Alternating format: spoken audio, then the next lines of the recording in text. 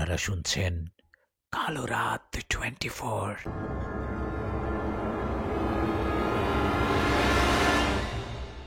আসসালামু আলাইকুম। লেখক মোহাম্মদ নিশাদের ইউটিউব চ্যানেলে সবাইকে স্বাগতম। ঈদের আনন্দ বাড়িয়ে দিতে আজকে হাজির হলাম আয়েশাপুরীর সুন্দর একটা গল্প নিয়ে।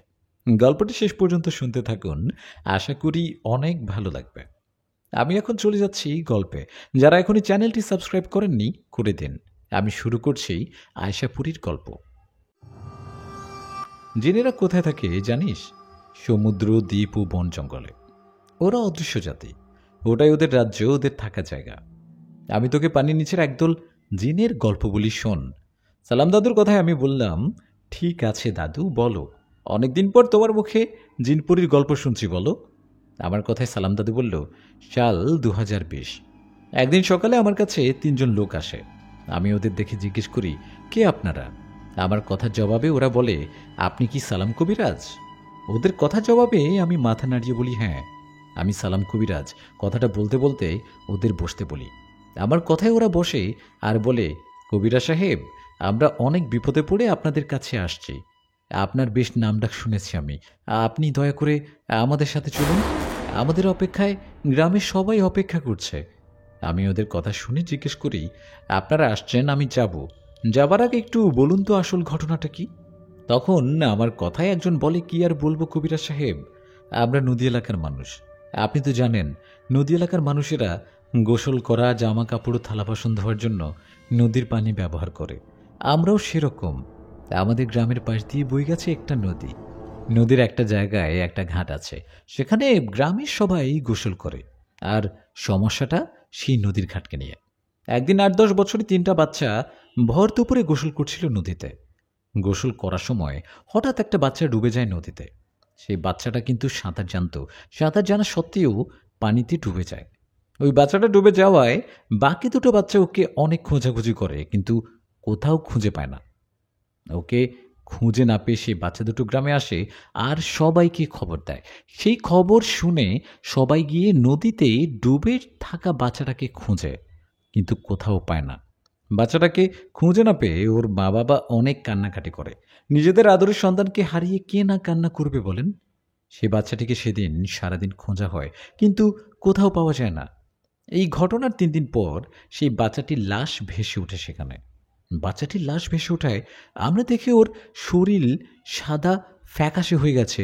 ওকে দেখে মনে হয় ওর শরীরে কোনো রক্ত নেই। কি আর করার, বাস্তবতাকে তো মেনে নিতে হবে। বাচ্চাটির লাশ পাওয়ায় আমরা ওর জানাজা পড়িয়ে কবর দেই। এই ঘটনার 2-1 দিন ভয়ে কোনো বাচ্চা সেই নদীতে গোসল করতে যেত না। আস্তে আস্তে যখন দেখা গেল আর কোনো সমস্যা হচ্ছে না, তখন সবাই আবার আগের মতো সেখানে গোসল করতে থাকে। এভাবে কেটে যায় প্রায় 3টা মাস। এই 3 মাসে কিন্তু আর কোনো সমস্যা হয়নি। 3 মাস পর নদীর সেই জায়গায় আবার 2জন বাচ্চা একই সময় ডুবে যায়। এই বাচ্চা দুটো ডুবে যাবার সময় ওখানে একজন মুরব্বী মানুষ গোসল করছিল। উনি এই বিষয়টা দেখেন। উনি বাচ্চা দুটোকে ডুবে যেতে দেখে সবাইকে ডাক দেয়। সবাই এসে বাচ্চা দুটোকে খোঁজে, কিন্তু ওকে কোথাও পান না। ওদের না পেয়ে সবার মাঝে কান্নাকাটি রোল পড়ে যায়। 2টা বাচ্চাকে হারিয়ে সবার মাঝে একটা আতঙ্ক ছড়িয়ে পড়ে। আগের বাচ্চাটার মতো এবারও ঠিক 3 দিন পর সেই বাচ্চা দুটোর লাশ ভেসে ওঠে। বাচ্চা দুটোর লাশ ভেসে ওঠায় সবাই দেখে এই বাচ্চা দুটোর শরীরেও ফ্যাকাশে হয়ে গেছে। ওদের শরীরে মনে হয় 1 ফোঁটা রক্তও নেই। বাচ্চা দুটোর এমন অবস্থা দেখে গ্রামের অনেকেই সন্দেহ করে। ওরা বলে, এদের মৃত্যু স্বাভাবিক কোনো মৃত্যু না, এদের শরীর দেখে এমনটা মনে হচ্ছে না। তখন আমি ওদের কথা শুনে বলি, আপনারা কি কোনো কবিরাজ বা হুজুরকে ডাকেননি?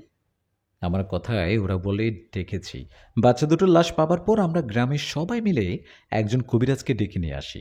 সেই কবিরাজ এসে আমাদের সবার মুখে ঘটনা শুনে সেই নদীর পাড়ে যায়। সেখানে গিয়ে উনি বলে, একটা বড় দড়ি নিয়ে আসুন। ওনার কথা মতো দড়ি নিয়ে আসা হয়। তখন উনি সেই দড়ি ওনার কোমরে বাঁধে। আর কয়েকজন বলে, আপনারা এই দড়িটা ধরে রাখুন, আমি এখন পানিতে ডুব দিব। আমি যখন এই দড়িটা পানির নিচ থেকে টান দিব, তখন আপনারা আমাকে টেনে তুলবেন। সেই কবিরাজের কথায় আমরা বলি, কেন আপনি পানিতে ডুব দিবেন কেন? আমাদের কথা সেই কবিরাজ জানায়, এই নদীর পানির নিচে জিনেরা থাকে। সেই জিনেরাই বাচ্চা দুটো, আগের বাচ্চা মোট 3টা বাচ্চাকে মেরে ফেলছে। আমি পানিতে ডুবে ওদের জগতে যাব আর সরাসরি ওদের সাথে কথা বলবো। এই বলে উনি পানিতে নামে আর ডুব দেন। উনি ডুব দেওয়ার পর প্রায় 1 ঘন্টার বেশি কেটে যায়, কিন্তু উনি নিচ থেকে কোনো দড়ি টানতেন না। এভাবে কেটে যায় 3টা ঘন্টা। 3 ঘন্টা পর সবাইকে অবাক করে দিয়ে সেখানে ভেসে ওঠে সেই কবিরাজের লাশ। কবিরাজের লাশ এভাবে হঠাৎ ভেসে ওঠায় ভয়ে শুরুতে কেউ নদীতে নামতে সাহস করে না, কিন্তু ওনাকে তো উপরে তুলতে হবে, তাই কিছুক্ষণ পর ওনাকে টেনে উপরে তোলা হয়। উপরে তোলার পর গ্রামের সবাই মাঝে আতঙ্ক ও ভয় আরও বেশি চেপে বসে। সবাই সেই কবিরাজকে তার বাড়িতে রেখে আসে। এই ঘটনার পর গ্রামের আর কেউ ভয়ে সেই নদীতে গোসল করতে যায় না। এভাবে কেটে যায় 1টি মাস। আগেই তো বলছিলাম আমাদের গ্রামের সবাই নদী ছাড়া অচল। তাই 1 মাস পর আবার 1-2 জন করে সেই নদীর ঘাটে আবার গোসল করতে শুরু করে। ওদের দেখা দেখি আস্তে আস্তে আবার সবাই আগের মতো নদীতে গোসল করতে থাকে। এভাবে কেটে যায় আরও 1 থেকে 1.5 মাস। কবিরাজ মারা যাবার ঠিক 3 মাস পর আমাদের গ্রামের আরেকটা বাচ্চা সেখানে ডুবে যায় ও 3 দিন পর ওর লাশ ভেসে ওঠে। এরপর সবাই বুঝতে পারে এখানে 3 মাস পর পর কেউ না কেউ ডুবে যায়। এই বাচ্চারা ডুবার পর আমরা আরও অন্য কবিরাজের কাছে গিয়েছি, কিন্তু কেউ ওটার সমাধান দিতে পারেনি। আমরা যেই কবিরাজকে নদীর পাড়ে নিয়ে আসি না কেন, সেই এসে বলে আমি এই কাজ করতে পারবো না, এখানে যারা থাকে তারা অনেক শক্তিশালী, আমি ওদের সাথে পারবো না। এভাবে বেশ কয়েকজন কবিরাজের কাছে ঘোরাঘুরি করার পর একজন কবিরাজ আপনার ঠিকানা দিল। ওনার কাছে ঠিকানা নিয়ে আসলাম আপনার কাছে। এখন আপনি না করবেন না, দয়া করে আমাদের সাথে চলুন। সালাম দাদুর মুখে এসব ঘটনা শুনে আমি বললাম, তারপর কি হলো দাদু? তুমি কি গেলে তাদের সাথে? আমার কথা জবাবে দাদু বললেন, না, না গিয়ে কি আর উপায় আছে? ওরা কত আশা নিয়ে আসছিল আমার কাছে। আমি সেদিন ওদের অনুরোধে ওদের গ্রামে যাই। আমি ওদের গ্রামে যাবার পর যাদের বাচ্চা এতদিন মারা গেছে তারা সহ অনেকেই কান্না করতে থাকে। আমি ওদের কান্না দেখে বলি, আপনারা কান্না করবেন না, আমি দেখি কি করতে পারি। আল্লাহর রহমতে আমি আপনাদের উপকার করার চেষ্টা করব। এই বলে আমি ওদের সাথে নদীর ঘাটে যাই। সেখানে গিয়ে জায়গাটা দেখি। আমি জায়গাটা দেখে বুঝতে পারি এখানে যারা আছে তারা সাধারণ কেউ না। বিষয়টা ভয়ঙ্কর কিছু হবে জেনেও আমি সবাইকে বলি, আপনারা কোনো চিন্তা করবেন না, আমি কালকে আবার আপনাদের গ্রামে আসব, আর কাল ওখানে থাকা জিনদের হাজির করে কথা বলবো। এই বলে আমি সেদিনের মতো বাড়িতে চলে আসি। বাড়িতে আসার পর সেদিন রাতের ঘটনা, আমি বাজার থেকে বাড়িতে ফেরার সময় আমার পেছন থেকে কেউ একজন বলে উঠে, সালাম, দাঁড়াও। কেউ আমার নাম ধরে ডাকায় আমি পিছনে ঘুরে তাকাই। পিছনে তাকিয়ে দেখি একটা ছায়া আমার পিছনে দাঁড়িয়ে আছে। আমি ছায়া দেখে ভয় না পেয়ে বললাম, কে আপনি? না, আমার কাছে কি চাইছেন? আমার কথায় সেই ছায়াটা বলে, সালাম, তোমার সাথে একটু কথা বলতে আসলাম। তুমি আজকে যে গ্রামে গিয়েছিলে সেখানে আর কখনো যাবে না। তুমি হয়তো আমার কথা শুনে বুঝতে পারছো আমি কে।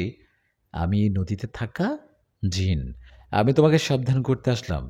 তুমি যদি আমার কথা না শুনে যদি ওখানে কালকে যাও, তাহলে কিন্তু বাকি কবিরাজদের মতো তোমারও ক্ষতি হবে। এই বলে সেই জিনটা চলে যায়। ও চলে যাওয়ার পর আমি বাড়িতে চলে আসি। আমি একজন কবিরাজ, তাই এসব বিষয় আমার আগে থেকে জানা। জিনেরা এরকম নানা বাধা সৃষ্টি করে, ওদের কথায় ভয় পেলে চলে না। সেই জিনটার কথায় আমি কোনো ভয় পাই না, কোনো ভয় না। পরের দিন সন্ধ্যায় আমি আবারও সেই গ্রামে যাই। সেখানে যাবার পর গ্রামের সবার মাঝে একজন মানুষের শরীরে আমি সেই জিনকে হাজির করি। সে জিন হাজির হবার পর আমাকে বলে, সালাম, তোকে কাল এত করে মানা করার পরও তুই কেন আসলি? সে জিনের কথায় আমি বলি, আমার কথা ছাড়, তোকে যে জন্য হাজির করছি সেটা বল। তুই গ্রামের বাচ্চাদের এভাবে ডুবিয়ে মেরে ফেলিস কেন? কিন্তু আমার কথা সে জিন কিছু না বলেই চুপ করে থাকে। তখন আমি আমার পড়া পানি ওর উপরে ছিটিয়ে দিলে তখনও বলে, সালাম, সাহস দেখাবি না বলে দিলাম। আমরা নদীর ওইখানে থাকি অনেক বছর হলো। কেউ যদি আমাদের ডিস্টার্ব করে তাহলে তাকে মেরে ফেলি। কিসের ডিস্টার্ব? ওটা গ্রামের মানুষের ঘাট, সবাই ওখানে গোসল করে। তোদের থাকতে ডিস্টার্ব হলে তোরা অন্য কোথাও যা। তখন সেই জিন বলে, বললাম না আমরা ওখানে থাকি অনেক বছর ধরে, আমাদের ওখান থেকে কেউ সরাতে পারবে না। ওর কথায় আমি বললাম, আচ্ছা তোরা কয়জন থাকিস ওখানে?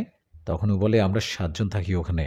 আমরা 7 ভাই, সবারই বয়স 1000 বছরের বেশি। আমি তোর কাছে জবাব দিতে আসিনি, তোকে শুধু এটাই বলবো, এখান থেকে চলে যা। আর আমাদের কাছে কেউ ডিস্টার্ব করলেই তাকে মরতেই হবে। সেই জিনের কথায় আমি বলি, তুই বললে কি হবে নাকি? তোরা 7 জন হোস আর 10 জন হোস, এটা আমার দেখার বিষয় না। আমি শুধু জানি তোরা ওই জায়গা থেকে চলে যাবি। আমার কথা সে জিন বলে, তোর সাহস দেখে আমি অবাক হই সালাম। তুই আমাদের হুমকি দিস, আমাদের বিষয়ে ভালোভাবে জেনে তারপর কথা বলতে আসবি, নইলে তোর সাথে সাথে তোর বংশ নির্বংশ করে দেব। এই বলে তখনকার জন্য সেই জিনেরা চলে যায়। ওরা চলে যাবার পর আমি গ্রামের সবাইকে বলি, আপনারা কেউ ভয় পাবেন না, আমি এর শেষ দেখেই ছাড়ব। আমি কালকে সন্ধান আবার আসব, আর কাল হবে ওদের শেষ দিন। কাল আমি ওদের বন্দি করে ছাড়ব। কথাটা বলে আমি বাড়ির দিকে আসতে থাকি। রাত তখন 10টা হবে। আমি বাড়ির দিকে আসার সময় 6টা জিন আমার সামনে এসে দাঁড়ায়। আমি ওদের দেখে ভয় না পেয়ে উল্টো তাদের বলি, দেখ, আমার সামনে দাঁড়াবি না, বাড়িতে যেতে দে। আমার কথায় 6জন জিনের মধ্যে বড় জিনই উনি আমার দিকে এগিয়ে এসে বলে, সালাম, তোকে এতবার না করার পরও কেন আমাদের সাথে লাগতে গেলি? তুই কি আমাদের বিষয়ে ভালোভাবে জানিস? ওখানে খুব তো বড় বড় কথা বলছিলি, এখন কোথায় যাবি? ওদের কথায় আমি বলি, আমাকে ভয় দেখিয়ে পার পাবি ভাবছিস? আজকে তো ক্ষমতা দেখিয়ে ওখান থেকে চলে আসছি, কাল দেখব তোদের কত শক্তি। কাল আমাদের কথা না শুনলে বন্দি করব তোদের। আমার কথা কিন্তু শুনতে হবে কাল, নইলে বন্দি হবি তোরা।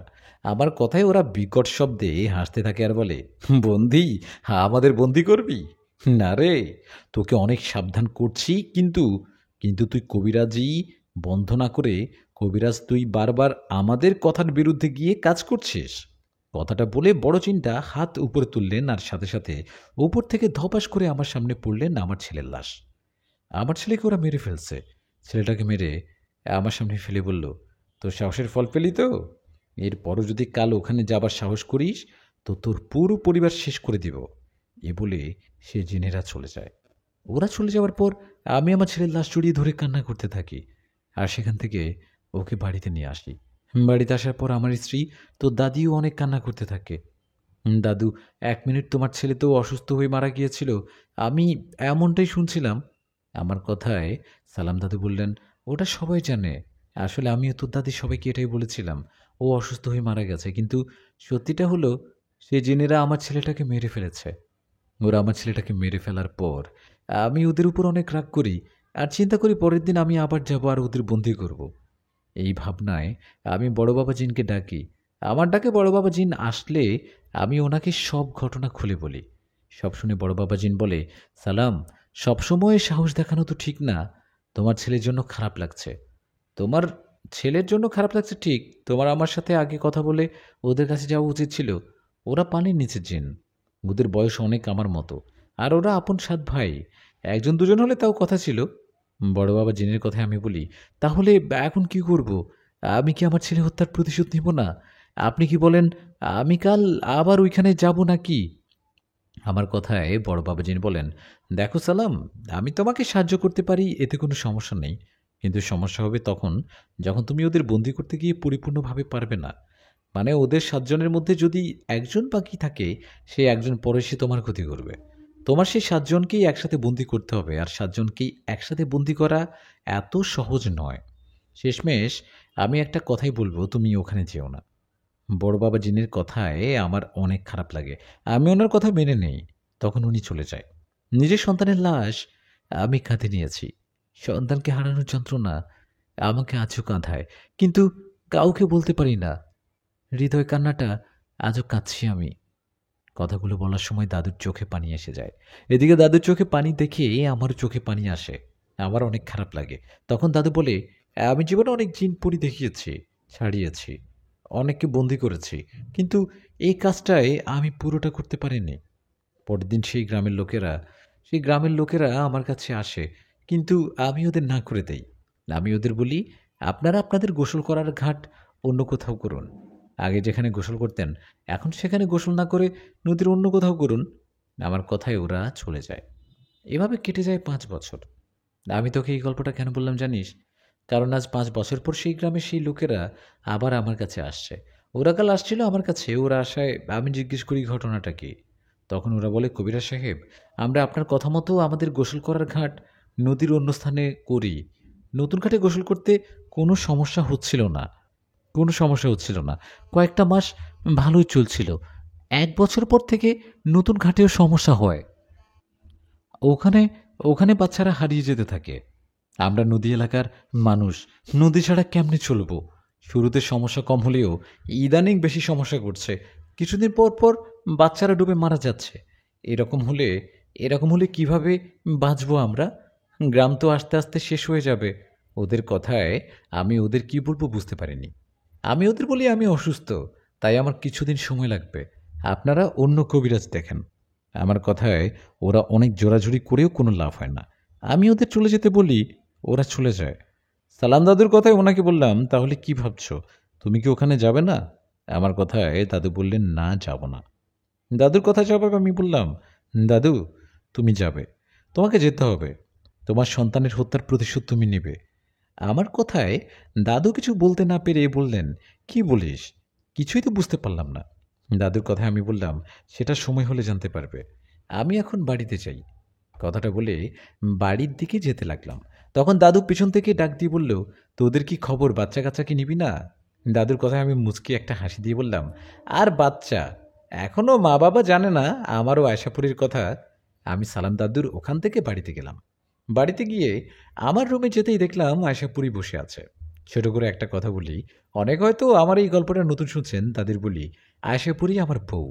আয়সাপুরীর হাতে একটা বিশেষ চুড়ি আছে, যেটা শক্তি অনেক। ওর চুড়িটার জন্য সহজে কোনো জিনপরি ওর সাথে যুদ্ধে পারে না।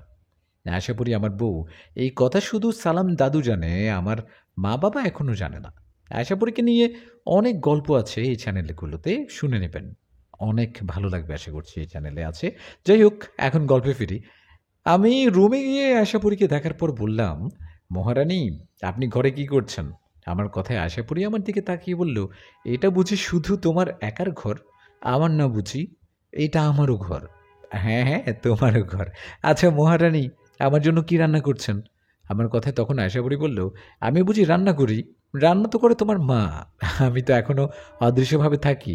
আমি যে তোমার বউ সেটাই তো এখনও ওদের বলনি। আমি গিয়ে বলি, কেমন? দাঁড়াও, না না, প্লিজ যেও না। মা বাবা তোমাকে দেখেই তো জ্ঞান হারিয়ে যাবে ভয়ে।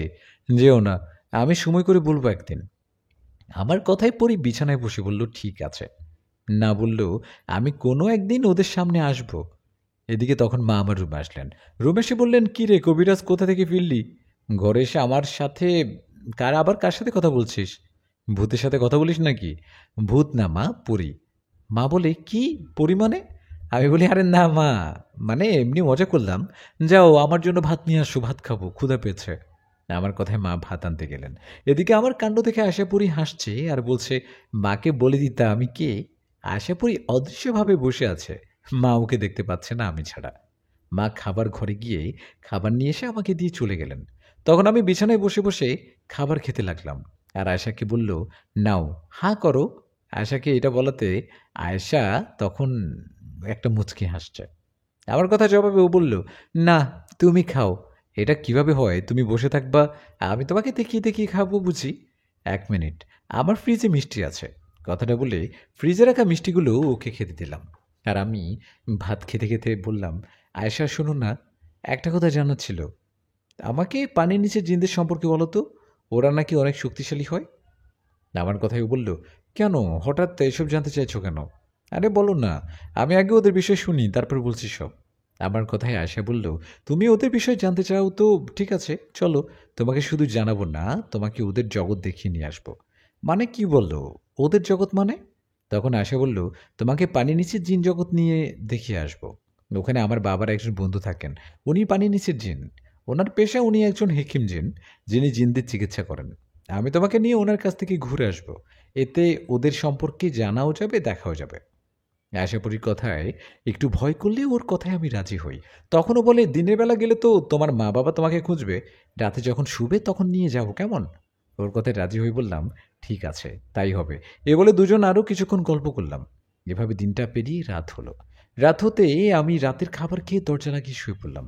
তখন আশাপুরী বলল, তাহলে এখন যাওয়া যাক, কি বলো? আয়শাপুরীর কথায় আমি বললাম, ঠিক আছে চলো। আমার কথায় আয়েশা আমাকে নিয়ে যেতে লাগলেন পানির নিচে জিন রাজ্যে। আমি বুঝতে পারছিলাম ও আমাকে ঝড়ের বেগে নিয়ে যাচ্ছে। আমি চোখ খোলা রাখতে পারছিলাম না। এভাবে কিছুক্ষণ চলার পর হঠাৎ বুঝতে পারি আমি মনে হয় পানির নিচে ডুবে যাচ্ছি। এরকম অবস্থায় আমার একটু ভয় করছিল। তখন আমি আয়শাপুরীর হাত শক্ত করে চেপে ধরলাম। এভাবে কিছুক্ষণ চলার পর আমি দেখলাম এক অবাক করা দৃশ্য। পানির নিচে এত সুন্দর রাজ্য, এত সুন্দর প্রাসাদ থাকতে পারে, সেটা আমি নিজের চোখে না দেখলে বিশ্বাসই করতে পারতাম না। আয়শাপুরী আমাকে পানির নিচে একটা জিন রাজ্যে নিয়ে গেল। সেখানকার জিনেরা কেমন অদ্ভুত দেখতে!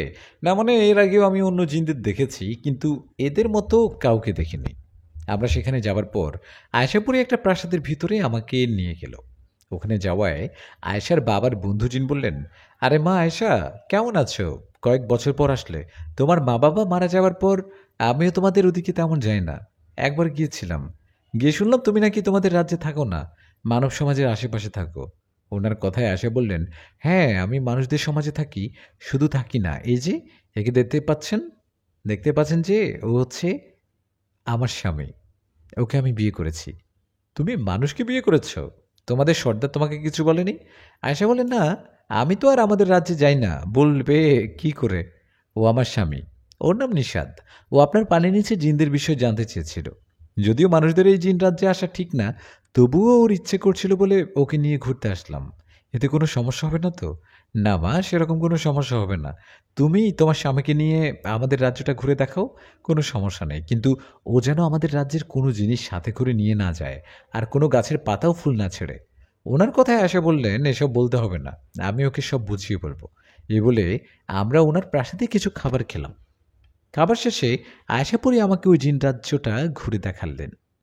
রাজ্যটা ঘোরার সময় আয়েশা আমাকে বললেন, এখন বলো তো আসল ঘটনা কি? পানির নিচে জিনদের বিষয়ে জিজ্ঞেস করছিলে কেন? ওর কথায় আমি বললাম, বলছি তার আগে বলো পানির নিচে জিনদের শক্তি কেমন, তুমি কি ওদের সাথে পারবে? আমার কথায় আসে বলল, নিষাদ তুমি তো মানুষ, তাই আমার হাতের এই চুড়ির বিষয় জানো না। আমার সাথে সে জিন পারবে না। পুরো দুনিয়াতে যত জিন আছে তাদের মধ্যে অল্প কিছু জিন আছে, তাদের সাথে আমি পারবো না।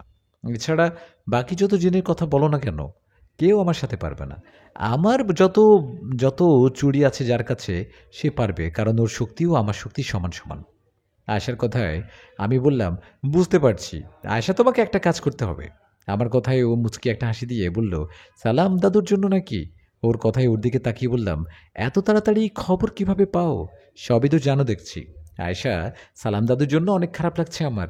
তুমি জানো, আমরা গ্রামবাসীরা জানি সালাম দাদুর ছেলে অসুস্থ হয়ে মারা গেছে, কিন্তু না, ওকে একদল জিনেরা মেরে ফেলছে। আমি সালাম দাদুকে এর আগে কখনো কাঁদতে দেখিনি, কিন্তু আমাকে গল্পটা শোনানোর সময় কান্না করে ফেলেছে দাদু। অনেক কষ্ট পেয়েছেন উনি। আমি সালাম দাদুকে এর আগে কখনোই তো এভাবে কাঁদতে দেখিনি। নিজের সন্তানের লাশ দেখেও দাদু ওই জিনদের কিছু করতে পারেনি। আয়শা, আমি চাই তুমি ওই জিনদের মোকাবেলা করো। না বলিও না, তুমি পারবা আমি জানি। আমার কথায় আয়শায় কিছু না বলে আমাকে জিন রাজ্য থেকে আমার বাড়ি, আমার ঘরে নিয়ে আসলেন। ঘরে এসে বললেন, আমি তোমার বউ না? আমাকে অনুরোধ করে কেন আদেশ করবা? আমাকে বলো তুমি কি করতে হবে। তুমি যা বলছো তাই হবে। এখনও সকাল হতে একটু দেরি, তুমি একটু ঘুমাও। সকাল হলে সালাম দাদুর কাছে যাবা আর বলবা ওই গ্রামে আবার যেতে গিয়ে রিচুয়াল করে ও জিনদের হাজির করতে। বাকিটা বড় বাবা যেন আমি দেখে নেব। কথাটা বলে আয়শা অদৃশ্য হয়ে গেল। ও চলে যাবার পর আমি বাকি রাতটুকু ঘুমিয়ে পার করলাম। সকাল হতেই আয়েশার কথা মতো আমি সালাম দাদুর বাড়িতে চলে গেলাম। দাদুর কাছে যাওয়ায় উনি আমাকে দেখে বললেন, কিরে নিষাদ, সকালবেলা আমার বাড়িতে? তোকে আবার জেনে ধরলো নাকি? দাদুর এমন মজার কথায় আমি হেসে বললাম, আমাকে জেনে ধরার সাহস পাবে নাকি? জানো না আমি পরিস্বামী? আমি হেসে উঠলাম কথাটা বলে। আমার কথায় দাদু হেসে বলল, আয় আয়, বস, নাস্তা খেতে খেতে কথা বলি। দাদুর কথায় ওনার পাশে বসে খাবার খাচ্ছি। তখন দাদু খেতে খেতে বলল, সকালবেলা আসছি, কিছু বলবি কি? কি কি হয়েছে, কিছু বলবি? ওনার কথায় আমি মাথা নাড়িয়ে বললাম, হ্যাঁ। তখন দাদু জিজ্ঞেস করলো, বল কি বলবি? দাদুর কথায় আমি মুখের খাবারটা শেষ করে পানি খেয়ে বললাম, দাদু, সময় এসে গেছে প্রতিশোধ নেয়ার। আমার কথায় দাদু কিছু না বুঝে বললেন, মানে কি বলিস, কিসের প্রতিশোধ? ওনার কথায় আমি বললাম, ছেলে হত্যার প্রতিশোধ। তুমি আজকে সন্ধ্যায় ওই গ্রামে যাবে আর রিচুয়াল করে ওই জিনদের হাজির করবে, কথা বলবে, ওরা বেশি বাড়াবাড়ি করলে বন্দি করবে। আমার কথায় দাদু কিছু বলতে যাবে, তখন আমি বললাম, চিন্তা করো না, এসব আমি বলছি না, আয়শাপুরী বলছে। তুমি বড় বাবা জিনকে ডাকো আর সন্ধ্যে থাকতে বলো, উনিও আয়শাপুরী তোমার সাথে থাকবে, চিন্তা করো না।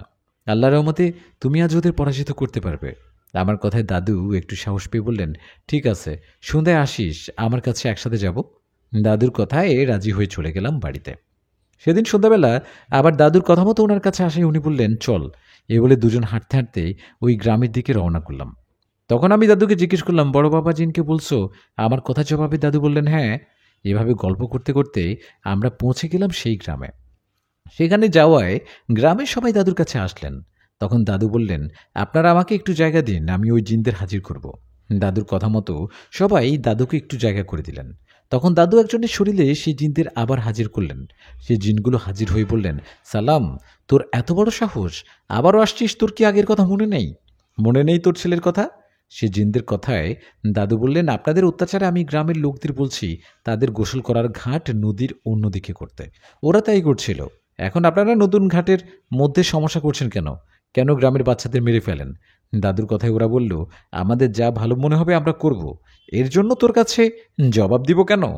এখান থেকে চলে যা, নইলে আজকে হবে তোর শেষ দিন। ওদের কথায় দাদু রেগে গিয়ে গ্রামের সবাইকে বললেন, আপনারা সবাই ঘরে চলে যান, একটা মানুষও থাকবেন না এখানে। দাদুর কথায় সবাই চলে গেলেন ঘরে।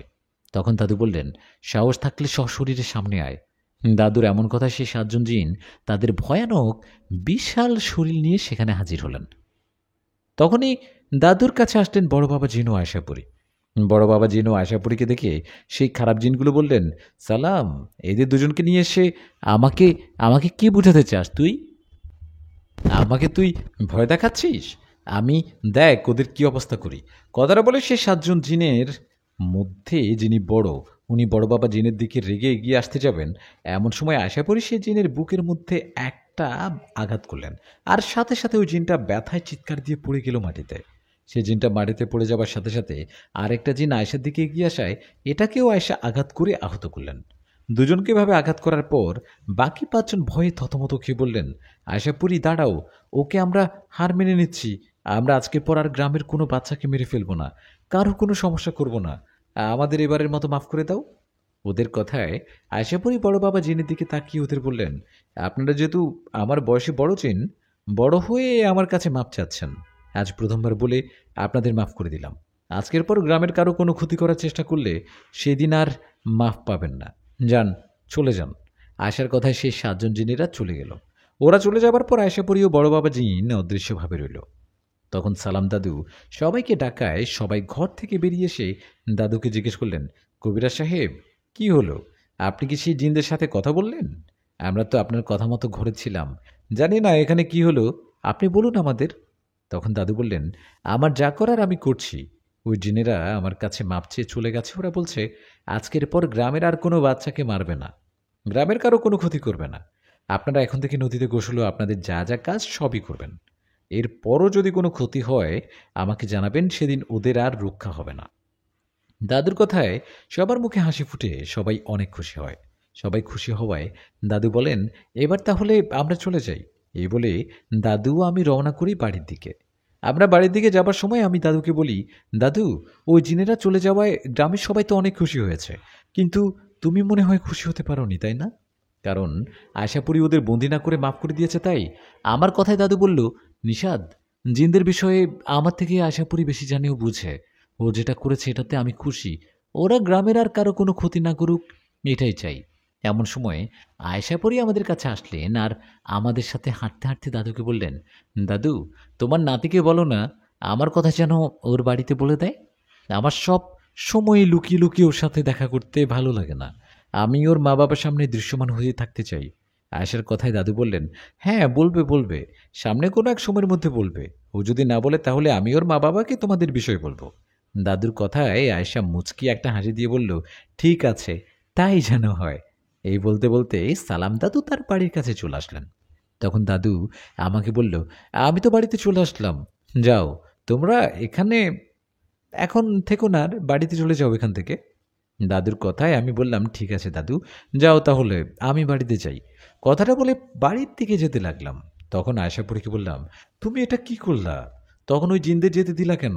ওরা সালাম দাদুর ছেলেকে মেরেছে, আজকে ওদের বন্দি করতা। আমার কথায় আয়শা বললেন, দেখো নিষাদ, কেউ যদি ভুল করে প্রথমবার মাপ চায় তাকে মাফ করে দেওয়া উচিত। সে যেন ভালো পথে ফিরে আসে। প্রথমবার মাফ করার পর যদি ভালো না হয় তাহলে পরের বার তাকে শাস্তি দেওয়া উচিত।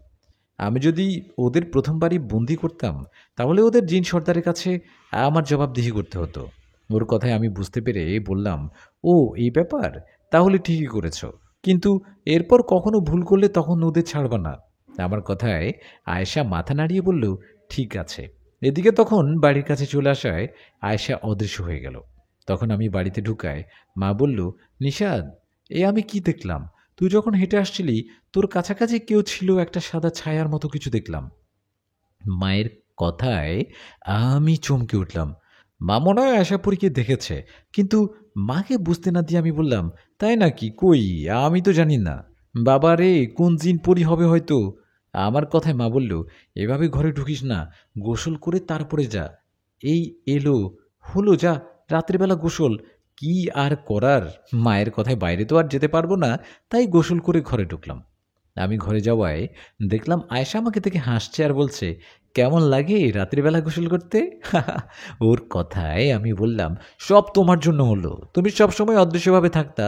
ভাগ্য ভালো মা তোমাকে পুরোপুরি দেখেনি, ছায়ার মতো দেখছে।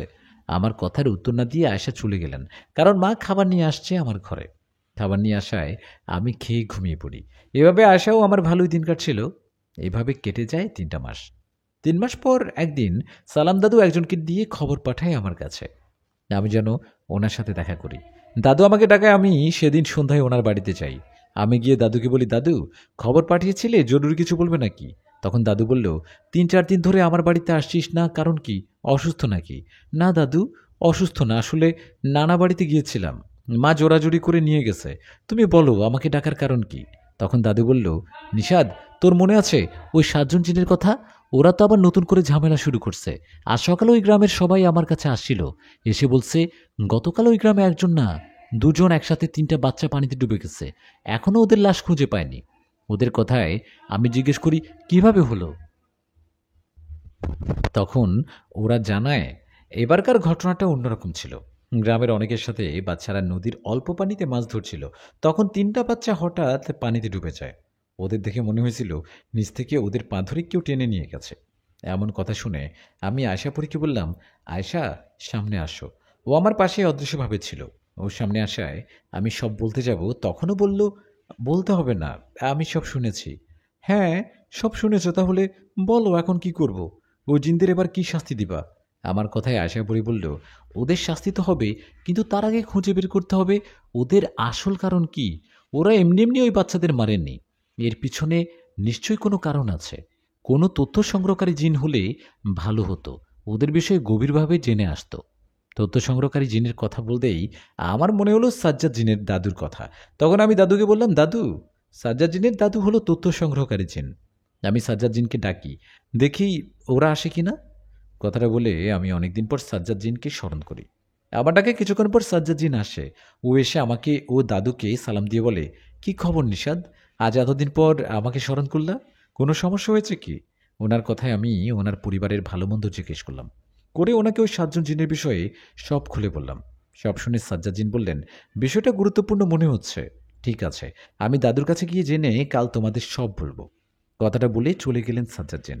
আর কথা মতো পরের দিন এসে আমাদের যা বললেন সেটা শুনে আমরা সবাই বেশ অবাকই হলাম। সাজ্জাদ বলল, আমি তোমার দাদুকে সব বলার পর দাদু খোঁজ নিয়ে জানতে পারে ওরা 7জন সাধক প্রকৃতির জিন।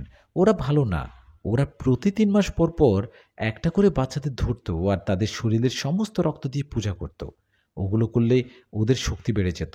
ওদের লক্ষ্য ছিল 10জন বাচ্চাকে মারা। ওরা ওদের প্ল্যান মতো সেটাই করছে।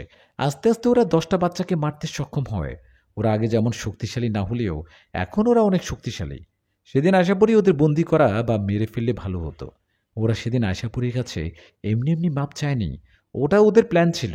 ওরা জানতো এখন ঝামেলা করা ঠিক হবে না, তাই মাপ চেয়ে চলে যায়। আর 3 মাস পর বাকি 3টা বাচ্চাকে মারার মাধ্যমে 10টা বাচ্চাকে মারা পূর্ণ হয়। এখন ওরা অনেক শক্তিশালী হয়ে গেছে। সাজ্জাদ্দিনের কথায় আশাপুরী, সালাম দাদু ও আমি সবাই অবাক হই। এদিকেই তখন আশাপুরী বলে, ওদের সেদিন ছেড়ে দিয়ে ভুল করেছিলাম, এখন তো ঝামেলায় পড়ে গেলাম মনে হয়। তখন সালাম দাদু বললেন, এখন তো ওদের বিষয়ে সব জেনে গেলাম, এখন কাল আমি ওদের আবারও হাজির করব, আর ওদের কাল কঠিন বিচার হবে। দাদুর কথায় সাজ্জাদ জিন বললেন, কবিরাজ সাহেব, ওই 7 ভাই জিন এখন অনেক শক্তিশালী, আপনাদের এখন ওদের হাজির করতে হবে না। ওরাই এখন আপনাদের ক্ষতি করার চেষ্টা করবে। আপনাদের ক্ষতি করার জন্য ওরাই খুঁজবে আপনাদের। তাই এখন থেকে সবাই সাবধানে থাকবেন। ওর কথায় আমি বললাম, সাজ্জাদ ভাই কি বলেন এসব? তাহলে উপায় কি? আশাপুরি কি তাহলে এখন ওদের সাথে পারবে না? আমার কথায় জবাবে সাজ্জাদ জিন বলল, নিশাদ, তোমার বউ আশাপুরীর শক্তি অনেক। ওই 7জন জিন যতই শক্তিশালী হোক আয়শাপুরীর সাথে পারবে না। এখানে একটা বিষয় বলি, সব সময় কিন্তু শক্তি দিয়ে সব জয় করা যায় না। কারো যেমন শক্তি থাকে, তার দুর্বলতার জায়গাও থাকে। ওরা 7জন জিন, ওরা 7জন কিন্তু সহজে একসাথে আয়শাপুরীর সামনে আসবে না। এখন ধরো আয়শাপুরী যদি ওদের একজন বা দুজনকে ধরে আঘাত করে বা মেরে ফেলে, তাহলে ওর বাকি ভাইগুলো এসে তোমাকে বা তোমার মা বাবা ও সালাম কবিরাজকে মেরে ফেলবে। ওরা 7জন 7 দিকে থাকবে। শেষমেশ একটা কথাই বলবো, তোমরা ওদেরকে ডাকো, ওরা যতজন আসুক ওদের সাথে কথা বলো, কেউ যেন কারো ক্ষতি না করে। আমি এখন চলে যাচ্ছি, আমার সাহায্য লাগলে স্মরণ করবে। কথাটা বলে চলে গেল সাজ্জাদ চেন। ওর চলে যাবার পর আমি আশাকে বললাম, দেখলা, তুমি না বলছিলা ওদের ভালো হবার একটা সুযোগ দেওয়া দরকার, এখন হলো তো ভালো। আমার কথায় আশা বলল, আমার সুযোগ দেওয়ার দিয়েছি, কিন্তু ওরা আমার সুযোগ কাজে লাগাতে পারেনি, এটা ওদের ব্যর্থতা। এখন আর ওদের কোনো ক্ষমা হবে না। এই বলে আশাপুরি সালাম দাদুকে বললেন, দাদু, আপনি কাল আবার ওই গ্রামে যাবেন আর ওদের হাজির করার চেষ্টা করবেন। আশাপুরীর কথা শেষ হতে না হতে আমাদের সবাইকে অবাক করে দিয়ে সেখানে চলে আসলো ওই 7জন জিন। ওরা এসে আমাদের চারিদিকে ঘিরে দাঁড়িয়ে রইলেন। এই দৃশ্য দেখে আমি আয়শাপুরীর কাছাকাছি গিয়ে দাঁড়ালাম। তখন সেই জিনদের মধ্যে বড় জিনটা কথা বলে উঠলেন। ও বললেন, আয়শাপুরী, এখানে কি নিয়ে আলোচনা করছিস? আমাদেরকে আবার হাজির করার কথা ভাবছিলি মনে হয়। তোদের আর কষ্ট করতে হবে না, আমরা চলে আসছি খোঁজ করে করে তোদের। এখন পারলে কিছু কর। ওনার কথায় সালাম দাদু বললেন, আপনারা তো সেদিন বললেন গ্রামের আর কারো কোনো ক্ষতি করবেন না, তাহলে কেন আবার 3টা বাচ্চাকে হত্যা করছেন? দাদুর কথায় উজিনটা বললেন, আমার কাজ হাসিল করতে আমরা আমাদের কাজ করেছি। আমাদের একটা সাধনা ছিল, আমরা শয়তানের পূজা করতাম, এতে প্রতি 3 মাস পর পর বাচ্চাদের রক্ত লাগতো। 10-10টা বাচ্চার রক্ত দিয়ে আমরা আমাদের কাজ করে শয়তানকে খুশি করে নিজেদের অনেক শক্তিশালী করি। এখন আমরা অনেক শক্তিশালী। শোন আশা করি, সেদিন তোকে কিছু বলিনি, আজ বলছি, এখন থেকে আমাদের পিছনে লাগতে আসবি না। তাহলে তাহলে কি করবি? কি করতে পারবি আমার? আশাপুরি রাগান্বিত কথায় সেই জিনটা বলল, তোকে কিছু করতে পারবো না ঠিকই, কিন্তু তোর স্বামী ও তোর পরিবার এদের ছাড়বো না। যে কোনো সময় এরা আমাদের হাতে মারা যাবে। আর তোদের কি হবে? আমার স্বামীও তার পরিবার বা সালাম দাদুর পরিবার, এদের কাউকে মেরে তোরা বেঁচে থাকতে পারবি? পারবি না। এদের কারো কোনো ক্ষতি হলে ভয়ঙ্করভাবে মৃত্যু হবে তোদের। তাই আমার স্বামীও তার পরিবারের কারো ক্ষতি করার চেষ্টা করবি না। মনে রাখবি, এটা একটা পরীর, তার স্বামী ও তার পরিবারের প্রতি ভালোবাসা, পরীর ভালোবাসা। পরীর কথায় সেজিন বলল, তোর এই ভালোবাসা কতদিন থাকে সেটাই দেখব। তুই জানিস না কার পেছনে লাগছিস? আমরা 7 ভাই কখনো হারিনি, আমাদের সাথে যুদ্ধ কেউ কখনো পারেনি। কেউ হারছে না, হারতে জানি না আমরা। কিন্তু আমি আশা করি আল্লাহর রহমতে ছাড়ব না। তোদের মতো শয়তান প্রকৃতির জিন আমার কিছুই করতে পারবে না। সেদিন অনুরোধ করছিলে বলে ছেড়ে দিয়েছিলাম, কিন্তু আর না। আজকের পর ওই গ্রামে কারো কোনো ক্ষতি বা নিশাদের পরিবারের কোনো ক্ষতি করার চেষ্টা করবি তো জীবন হারাবি। আর একটা কথাও শুনতে চাই না, চলে যায় এখান থেকে। আয়েশার কথায় ওরা বলল, আয়েশা পরি, শক্তি পেয়ে সেদিন আমাদের আঘাত করেছিলি, আজকে আমাদের অপমান করলি। আমরা তোর দেয়া আঘাত ও অপমানের কথা ভুলব না, মনে থাকবে তোর কথা। এ বলে চলে গেল সে জিনরা। ওরা চলা চেপার পর আয়েশা আমাকে বলল, নিশাদ, চলো বাড়ি চলো, এখানে থাকা ঠিক হবে না। কথাটা বলে আয়েশা সালাম দাদুকে বললেন, দাদু, সাবধানে থাকবেন, আপনার পুরো বাড়িটাও আপনাদের শরীর সবসময় বন্ধ রাখবেন। কথাটা বলে আয়েশা পরিও আমি বাড়ির দিকে যেতে লাগলাম। এমন সময় আয়েশা বলল, নিশাদ, এখন থেকে রাত করে কোথাও যাবে না। আমি তোমার বাড়িতে গিয়ে তোমার বাড়িটা বন্ধ করে দিচ্ছি। আমি তো তোমার মা বাবার সামনে যেতে পারবো না, তাই তোমাকে কিছু আমল শিখিয়ে দিচ্ছি, এগুলো পড়ে তোমার মা বাবার শরীর বন্ধ করে দিবা। ওর কথায় আমি কথা না বাড়িয়ে তাই করলাম। বাড়িতে গিয়ে মা বাবাকে বুঝতে না দিয়ে দোয়া পড়ে ওদের শরীরে ফু দিয়ে খাবার খেয়ে ঘরে চলে গেলাম। ঘরে গিয়ে শুয়ে আছি। এমন সময় আশা বলল, কি ভাবছো? ওর কথার জবাবে আমি বললাম, একটা কঠিন সিদ্ধান্ত নিলাম, যা হবার হবে। কালকে আমি মা বাবাকে তোমার কথা বলবো। জানি না মা বাবা তোমাকে মেনে নেবে কি, তবুও আমি তোমার কথা বলবই। আমি আমি আর এসব ঝামেলা চাই না। তোমাকে আমি কোনো ঝামেলায় আর রেখে যেতে চাই না, কোনোভাবেই ঝামেলায় জড়াতে দিব না। তুমি আমার বউ, নর্মালি আমার কাছে থাকবা। আমার কথায় আয়েশা খুশি হয়ে বলল, সত্যি? তোমার মা আমাকে আমার কথা বলবে বাবা মাকে? হ্যাঁ আয়েশা, কাল বলবো। এই বলে আমি ঘুমিয়ে পড়লাম। পরের দিন সকালে কথা মতো আমি মা বাবাকে বললাম, মা আসলে একটা কথা বলার ছিল। জানি না কথাটা তোমরা কিভাবে নিবা, জানি না মেনে নিবা কিনা, কিন্তু আমার মনে হয় আর লুকোচুরি করা ঠিক হবে না। আমার কথায় মা বাবা আমার দিকে তাকিয়ে বললেন, কি বলবি বল, ভয় পাচ্ছিস কেন? বাবার কথায় আমি বললাম, বাবা আমি আমি একজনকে পছন্দ করি, ওকে বিয়ে করতে চাই। না মানে বিয়ে করেছি। আমার এমন উল্টোপাল্টা কথায় মা বলল, কি বলিস ভালো করে বল। তখন আমি তোতলাতে তোতলাতে বললাম, আমি একটা মেয়েকে বিয়ে করেছি। আমার কথায় মা আমাকে অবাক করে দিয়ে বলল, আশাপুরীর কথা বলছিস? আরে তোমরা জানলে কিভাবে? তোমরা কি আশাপুরীকে চিনো? আমার কথায় বাবা বলল, হ্যাঁ জানি। মানে কিভাবে জানো? আমার কথায় মা বললেন, তুই রাত বেরোতে বাড়িতে আছিস, রুমে এসে কার সাথে জানি কথা বলিস। এছাড়াও সেদিন তোর পিছনে কাকে জানি দেখেছি। সব মিলিয়ে সন্দেহ হওয়ায় আমিও তোর বাবা সালাম চাচার কাছে গিয়ে ওনার কাছে সত্যিটা জানতে চাই। তখন সালাম চাচা আমাদের বলে আসল ঘটনা। তোর আর আয়শাপুরীর সব ঘটনা খুলে বলে। সব শুনে আমরা বেশ অবাক হয়েছিলাম, কিন্তু আয়শাপুরীর মা বাবা নেই আর ও অনেক ভালো, তোকে অনেক ভালোবাসে। এরা জানার পর মেনে নিয়েছি। মা বাবার কথায় নিজের শরীরে চিমটি কেটে দেখলাম, এটা কি আসলে সত্যি নাকি স্বপ্ন দেখছি। আমার এমন কাণ্ড দেখে মা বলল, হাতে চিমটি কেটে দেখতে হবে না, এটা সত্যি। এই নিশাদ শোন, আয়শাকে ডাকতো, আমাদের সামনে আসতে বল। মা বাবার কথায় আমি আয়শাকে সামনে আসতে বললাম। আমার কথায় আশা মা বাবার সামনে আসায় মা অবাক হয়ে বলল, মাশাআল্লাহ, কত সুন্দর! পরীরা বুঝি এমনি হয়? কেমন আছো মা? মায়ের কথার জবাবে আশা বলল, আলহামদুলিল্লাহ ভালো। আপনারা কেমন আছেন? তখন বাবা বলল, আলহামদুলিল্লাহ আমরাও ভালো আছি। তোমরা একে অপরকে বিয়ে করেছো, এটা আমাদের আরও আগে বলতে পারতে। যদিও বিষয়টা সহজে মেনে নেওয়ার মতো না, তবুও মেনে নিতে হচ্ছে। তুমি তো আমার ছেলের বউ। এখন কথা হচ্ছে, এটা তো আশপাশের প্রতিবেশীরা একসময় জানতে পারবে। এছাড়াও আমাদের বাড়িতে তো আত্মীয়স্বজনরা আসবে। তখন কি হবে? তুমি কি মানুষ রূপে থাকতে পারবে আমাদের সাথে? তখন আশাপুরী আমার দিকে তাকিয়ে বলল, হ্যাঁ বাবা পারবো। আপনারা কাউকে না বললে কেউ বুঝতে পারবে না আমি একটা পরী। আয়শার কথা শুনে বাবা বললেন, ঠিক আছে, তাহলে আমি তোমারও নিশাদের বিয়ে উপলক্ষে কিছু আত্মীয় স্বজনদের দাওয়াত করে খাওয়াই। নইলে তো সবাই বলবে আমার ছেলের বিয়ে হলো অথচ ওরা কেউ জানলো না। বাবার কথায় আয়েশাপুরী কিছু বলল না। তখন মা বাবাকে বলল, হ্যাঁ এটা করতে হবে, কিন্তু কখন করবা, কোন দিন করা যায়? মায়ের কথা জবাবে বাবা বললেন, সামনে সোমবার করি। আর তো মাত্র 2 দিন 3 দিন। 2 দিন 3 দিন বাকি। 2-3 দিন পর ওদের বিয়ের অনুষ্ঠান হবে। মা বাবার কথায় আমিও রাজি হয়ে গেলাম। মা বাবা আমাদের মেনে নেয় আমরা অনেক খুশি। খুশিতে খুশিতে সেদিনটা চলে গেল। সেদিন রাতের ঘটনা। আমি সালাম দাদুর বাড়ির দিকে রওনা করলাম দাদুকে খুশির খবরটা জানাতে। আমার সাথে আয়শাও ছিল। আমিও আশাপুরি দুজনে গল্প করতে করতে দাদুর বাড়ি দিকে যাচ্ছি। আমরা দাদুর বাড়ি দিকে যাওয়ায় এমন সময় সালাম দাদুর সাথে দেখা। দাদুর সাথে দেখা হতেই ওনাকে বললাম, আরে দাদু কোথায় যাচ্ছ? আমরা তো তোমার কাছে যাচ্ছি। তুমি তো আবার অনেক বড় উপকার করেছো। মা বাবাকে নাকি আমারও আসার কথা বলেছো, ওদের বুঝিয়েছো। জানো, মা বাবা আমাদের মেনে নিয়েছে। আর সামনে সোমবার আমাদের বিয়ের অনুষ্ঠান করবে বলেছে। তাই তো তোমাকে দাওয়াত করতে যাচ্ছিলাম। তা তুমি কোথায় যাচ্ছ? আমার কথার জবাবে দাদু বললেন, আমি তো তোদের বাড়িতে যাচ্ছিলাম একটা জরুরি দরকারে। দাদুর কথায় আমি জিজ্ঞেস করলাম, কি দরকার দাদু, তাও এই রাতের বেলা? তখন দাদু বললেন, তোদের সামনে বিপদ হতে পারে। আশা করি ওই 7 ভাই জিনদের শুরুতে আঘাত করাও পরে অপমান করায় ওরা অনেক রেগে আছে। যে কোনো সময় আমারও তোদের উপর আক্রমণ হতে পারে। আমি বড় বাবা জিনের কাছে খবরটা পেলাম।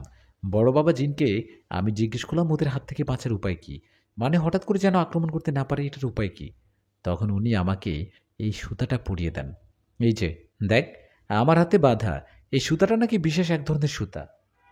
এটা হাতে বা কোমরে বেঁধে রাখলে ওই জিনেরা কাছাকাছি আসতে পারবে না। বড় বাবা আমাকে সুতা দেয়ায় আমি পড়লাম আর ভাবলাম, তোদের দিয়ে আসি। যা, তাই তোদের বাড়ির দিকে যাচ্ছিলাম। তোর সাথে দেখা হয়ে ভালোই হলো। এই নে সুতাটা ধর, তুই পড়ে নে, আরেকটা আয়েশাকে পড়তে বল। দাদুর কথায় আমি সুতাটা নিয়ে হাতে পড়লাম। ওদিকে আয়শা তখন বলল, দাদু আমার প্রয়োজন হবে না, আপনারাই পড়ে থাকুন। তখন দাদু বলল, না না প্রয়োজন আছে, 2 দিন পর তোমাদের বিয়ে, এর মাঝে কোনো ঝামেলা হোক এটা চাই না। তুমি পড়ে নাও। তোমার যে হাতে চুড়ি আছে ওই হাতে পড়ো না, এতে ক্ষতি হতে পারে, অন্য হাতে পড়ো। দাদুর জোড়াজুড়িতে আয়েশা তার হাতে একটা সুতি পড়ালেন। সুতাটা পরেই দিল। তখন দাদু বললেন, আরও 2টা সুতো দিয়ে বললেন, এই নে নিশাদ, এই সুতো দুটো তোর মা বাবাকে পরিয়ে দিস। আমি তাহলে তোদের বাড়িতে আর না যাই, তোরা বাড়িতে যা, কাল দিনের বেলা আসিস। দাদুর কথায় আমি বললাম, ঠিক আছে তুমি যাও। এই বলে আমার বাড়ির দিকে যেতে থাকি। এখন যখন আয়েশা আমাকে বলে এই সময়টাতে, নিশাদ এই সুতাটা পরায় কেমন কেমন জানি লাগছে, তখন আমি বললাম, কেমন লাগে? চিন্তা করো না, ঠিক হয়ে যাবে। এই বলে দুজনে বাড়িতে চলে গেলাম। বাড়িতে যাওয়ার পর দেখলাম সালাম দাদু আমার বাড়িতে মা বাবার সাথে কথা বলছে। দাদুকে দেখে অবাক হয়ে বললাম, আরে দাদু, তুমি না বাড়ি গেলা, আমাদের আগে আবার আসলা কিভাবে? আমার কথায় মা বললেন, এই কি বলিস, সালাম চাচা তো কোথাও যায়নি, উনি তো বেশ কিছুক্ষণ আগে থেকে আমাদের সাথে কথা বলছে। এদিকে তখন সালাম দাদু বলছেন, হ্যাঁ নিশাদ, আমি তো কোথাও যাইনি, কি বলছিস তুই? আমি তো একটা জিনে ধরা রুগী দেখতে গিয়েছিলাম, তো ওখান থেকে বাড়িতে ফিরছিলাম, তোর বাড়ির কাছাকাছি আসতে ভাবলাম একটু কথা বলে যাই। দাদুর কথায় আমার মাথায় যেন আকাশ ভেঙে পড়ল। সালাম দাদু, এখানে তাহলে পথে কার সাথে কথা বলে আসলাম? কে বা সুতাটা পুড়িয়ে দিল? আমার মাথা ঘুরতে থাকে। তখন আমি দাদুকে বাহিরে নিয়ে সব ঘটনা খুলে বলি। সব শুনে দাদু বলে, সর্বনাশ, ওটা তো আমি ছিলাম না। আমার মনে হয় তোদের সাথে খারাপ কিছু ঘটে গেছে। দেখি দেখি তোদের হাতের সুতাগুলো খুলে ফেলে এখনই। দাদুর কথায় আমি আমার হাতের সুতাটা টান দিয়ে খুলে ফেললাম, কিন্তু আশাপুরি তো তার হাত থেকে ওই সুতাটা খুলতে পারে না। ওটা কিভাবে হলো? আশাপুরি অনেক চেষ্টা করছে, আমরাও অনেক চেষ্টা করছি সুতাটা ছিঁড়ার, কিন্তু পারছি না।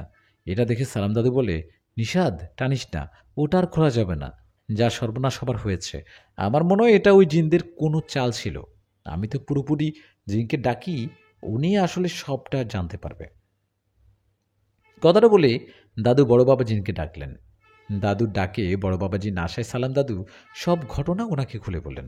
সব শুনে বড় বাবা জিন বললেন, এটা ওই 7 ভাই জিনদের কাজ। ওরা কালো জাদুর মাধ্যমে একটা মায়া সৃষ্টি করে সালামের রূপ নেয়। তাই আশাপুরি অনেক শক্তিশালী হয়েও বুঝতে পারেনি ওটা আসল সালাম না। ওরা যে সুতাটা পরিয়েছে এটা সাধারণ কোনো সুতা না, কোনো সাধারণ সুতা না। আশাপুরি চালিয়েও এখন এটা খুলতে পারবে না। আর এই সুতাটা ওর হাতে থাকার কারণে ওর চুরির শক্তি থাকবে না। মানে যতক্ষণ আশাপুরীর হাতে সুতাটা বাঁধা থাকবে, ওই চুড়ি কোনো কাজ করবে না। ওরা আশাপুরীর শক্তি কমাতে এই বুদ্ধি করেছে। বড় বাবা জিনের কথায় আশাপুরী থতমত হয়ে দাঁড়িয়ে রইলেন। এদিকে আমরাও কথাটা শুনে অবাক। তখন বড় বাবা জিন বললেন, যা ভুল হবার তা তো হয়ে গেছে, এখন এটা থেকে বাঁচার বুদ্ধি বের করতে হবে। আমি আমার গোত্রের অন্য জিনদের জিজ্ঞেস করে দেখি এই সুতাটা খোদার কোনো বুদ্ধি আছে কিনা। তোমরা সাবধানে থেকো। কথাটা বলে চলে গেলেন বড় বাবাজিন। এদিকে সালাম দাদু তখন বললেন, আমাদেরকে এভাবে ধোকা দিবে বুঝতে পারিনি। নিষাদ, আজকে রাতে বাইরে কোথাও যাবি না, তুইও আশা করি বাড়িতে থাকিস। বড় বাবাজিন কোনো খবর নিয়ে আসলে আমি তোকে জানাবো। কথাটা বলে সালাম দাদুও চলে গেলেন। উনি চলে যাবার পর আমি আয়শাকে বললাম, আয়শা চলো ঘরে চলো, আজকে বাইরে কোথাও থাকা যাবে না। আমার কথায় আয়শা বলল, না নিষাদ, তুমি ঘরে যাও, আমাকে আমার হাতে সুতাটা খোলার রাস্তা দেখতে হবে। এই সুতাটা খুলতে না পারলে আমার চুরির শক্তি কোনো কাজ করবে না, আর তখন সেই জেনেরা এসে আমারও তোমার উপর আক্রমণ করতে পারে। কিন্তু আয়শা, বড় বাবা কিন্তু বলল, কোনো উপায় দেখবেন, তুমি দয়া করে বাইরে যেও না, আসো ঘরে আসো। তুমি কোনো চিন্তা করো না নিষাদ, তুমি ঘরে যাও, আমি একটু আসছি। কথাটা বলে আশাপুরি চলে গেলেন। ও চলে যাওয়ার পর আমি চিন্তায় ঘরে গেলাম। ঘরে যাওয়ায় মা বাবা বললেন, নিষাদ, বাইরে দাঁড়িয়ে সালাম চাচার সাথে কি কথা বলছিলি? মা বাবা সত্যিটা শুনলে চিন্তা করবে বলে ওদের বললাম, না মা, তেমন কিছু না, আমারও আশাপুরের বিয়ের অনুষ্ঠানের বিষয়ে কথা বলছিলাম। এ বলে ঘরে চলে গেলাম। আমি ঘরে গিয়ে শুয়ে আয়শাপুরীর কথা চিন্তা করছিলাম। ও এখনও আসছে না, ওর চিন্তায় ঘুমও আসছে না। ঘড়িতে তখন রাত 12টা। হঠাৎ বাইরে থেকে আশাপুরীর মতো কারো ডাক শুনলাম। হ্যাঁ, আশাপুরীর মতনই তো লাগলো।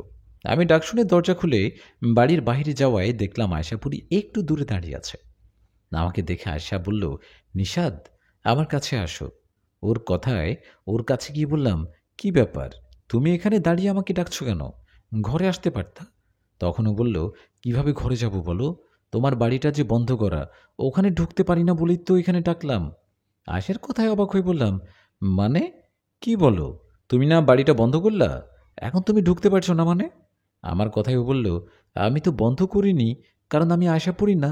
কথাটা বলেই আমার সামনে আশাপুরি এক ভয়ঙ্কর ডাইনির রূপে রূপান্তরিত হলেন। ওর চেহারা এতটাই ভয়ঙ্কর ছিল যে আমি দেখে ভয়ে সেখানে জ্ঞান হারিয়ে ফেলি।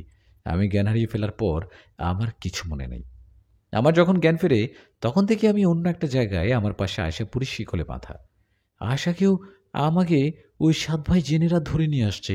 এদিকে আয়শা আমাকে দেখে ওই জিনদের বলল, ওকে কেন ধরে নিয়ে আসছিস? ছেড়ে দে ওকে। তোদের শত্রুতা তো আমার সাথে, আমাকে যা ইচ্ছে কর। আমার স্বামী নিষাদকে ছেড়ে দে। আয়শার কথায় ওই জিনদের মধ্যে একজন বলল, তোকে তো কঠিন শাস্তি দিব, তোর স্বামীকেও ছাড়ব না।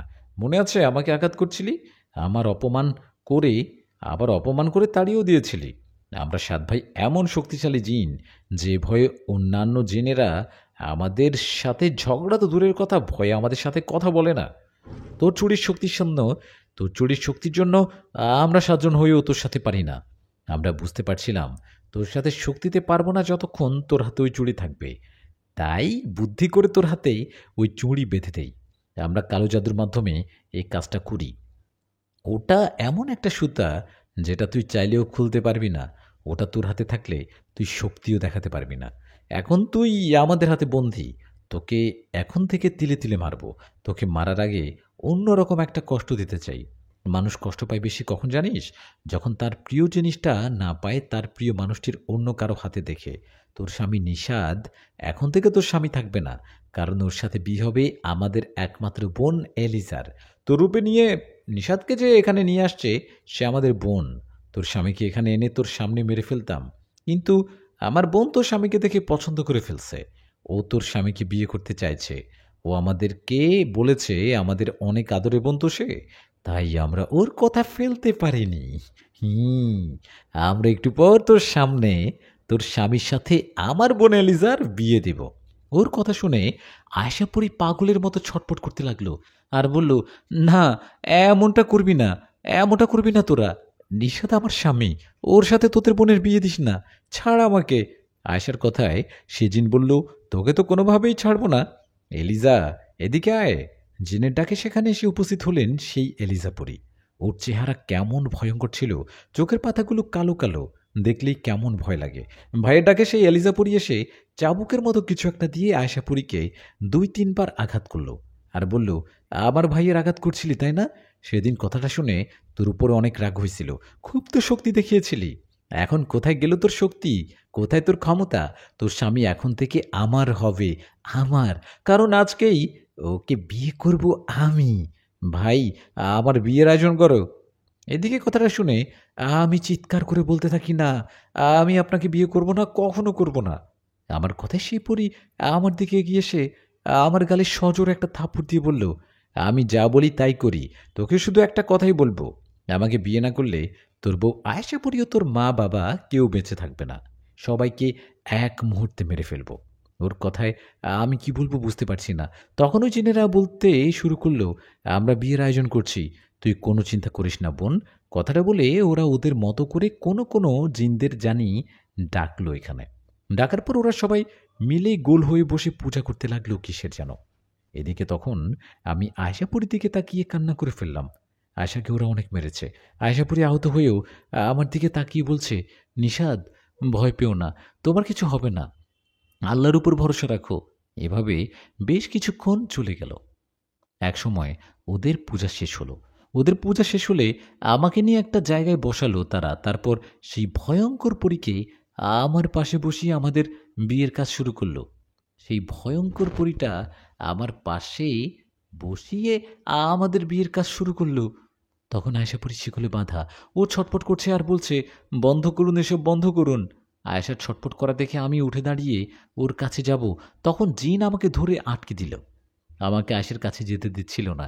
এদিকে তখন সেখানে বড় বাবা জিন, সাজ্জাদ জিন ও সালাম দাদু চলে আসলো। ওরা এসে বড় বাবা জিন ও 7 ভাই জিনকে বলল, আপনারা কেন এটা করছেন? নিষাদ ও আশাপুরী একে অপরকে বিয়ে করছে অনেক আগে, এখন আপনারা জোরাজুরি করে আপনার বোনের সাথে নিষাদের বিয়ে কেন দিচ্ছেন? বড় বাবা জিনের কথা শুনে ওদের মধ্যে বড় জিনটা বলল, আমরা আয়েশাপুরীর শক্তির যে অহংকার সেটা ভেঙে দিতে চাই। আয়েশাপুরী আমাদের অনেক অপমান করেছে, আঘাত করেছে। আমরা কি সেই আঘাতের প্রতিশোধ নিব না? অবশ্যই নিব। আমরা আয়েশাপুরীর শক্তি থেকে শুরু করে ওর আপন মানুষ, ওর স্বামীকেও কেড়ে নেব। আপনি আমাদের মতো একজন বয়স্ক জিন, তাই আপনাকে শুধু একটা কথাই বলবো, এখান থেকে চলে যান, নইলে আয়েশাপুরীর সাথে সাথে আপনার প্রাণটাও হারাবেন।